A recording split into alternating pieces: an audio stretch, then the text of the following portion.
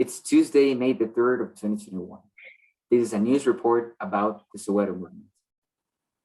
Good morning with everyone. In order to understand better the Soweto movement, first, we're going to be analyzing what's going on politically and socially in South Africa. This country, at a time, was ruled by the apartheid government. This government was characterized for having laws and policies that segregated the society and that were against the Black citizens of South Africa. This country was dominated politically, socially, and economically by white people. As you can see in the image, there are people protesting against the apartheid government. Okay.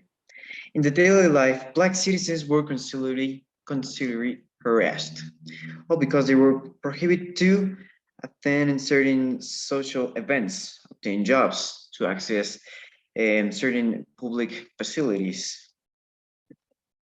Like in the third picture, like schools and universities. In addition, they could be only laborers, be classified as laborers, workers, and servants.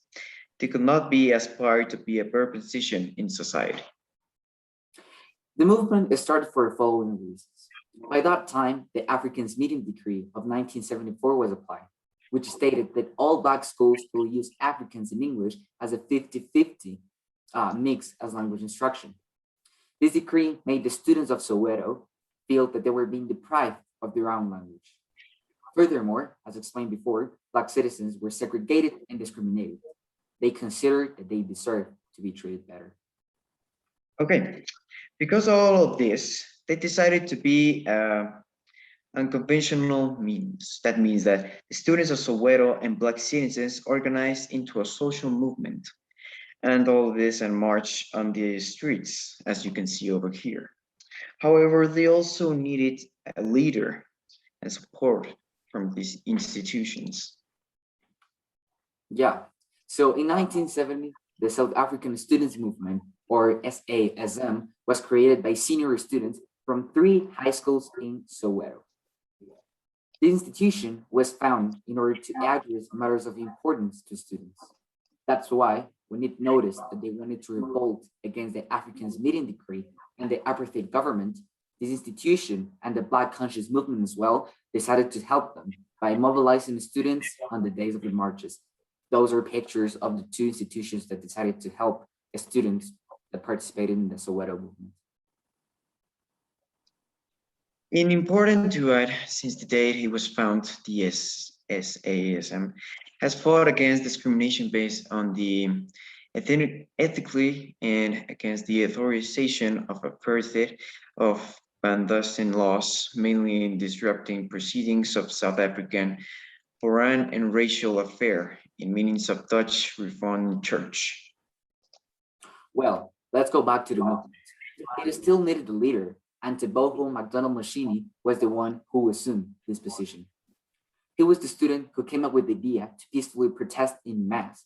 And on June 16 of 1976, when the first protest took place, he led all the students from Morris Isaacson High School to join with others who walked from Nadeli High School.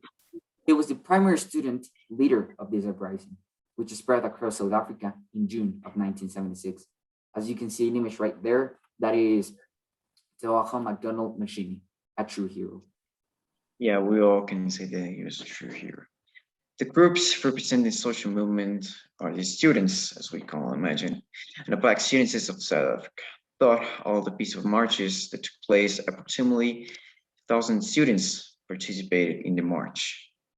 However, these 20,000 students encountered police brutality. The police hit, shot, and killed numerous students.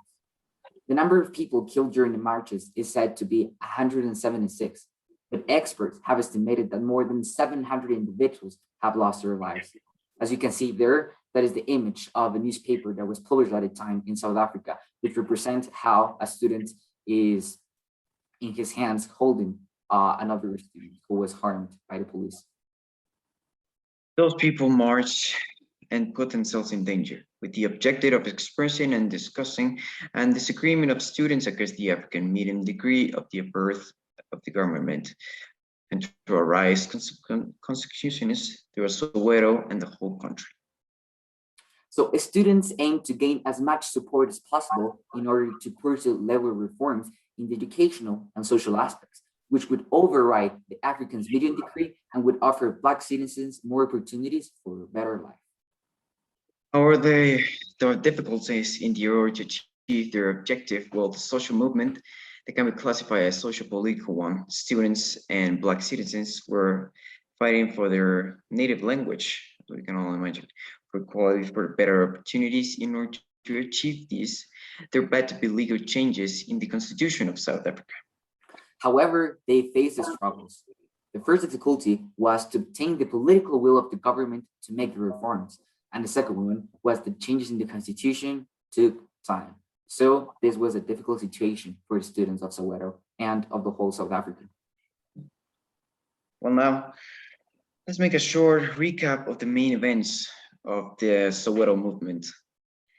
First of all, the introduction of the Bantu education policy, which was the highly charged political and democratic connotations. The Bantu education system was designated to train and fit Africans for the new role in society, or newly evolving apparently society in 1948. Then the next event is that the issue of the Africans Medium Decree of 1974, which forced all Black students of South Africa to use Afrikaans in English in a 50-50 mix as language instruction, as explained before.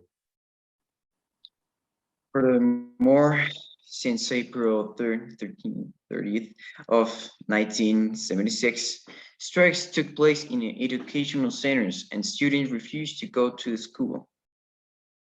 Afterwards, on June the 16th of 1976, and we already mentioned this date, the first peaceful march of the Soweto movement took place. Mashini led students from the Morris Saxon High School to join with others who walked from the Naledi High School. The South African student movement and the Black conscious movement helped by mobilizing the students. Finally, during the marches, the police reacted violently. It harmed thousands of students and killed over 60 million people. So, as you can see, the Soweto movement caused the deaths of hundreds of students. Many resulted harmed and led South Africa into political and economical instability. These were the consequences, but still something good had to come out of it. And it was that eventually the apartheid government lost power. The apartheid legislation was repealed on June the 16th of 1981, and Nelson Mandela was elected president of South Africa in 1994. He addressed inequality, discrimination, and introduced a full multiracial democracy. And that is the news for this morning. Thanks for watching. I am Samuel Mosquera. He was for Kim Martinez. Have a great day. Thank you very much.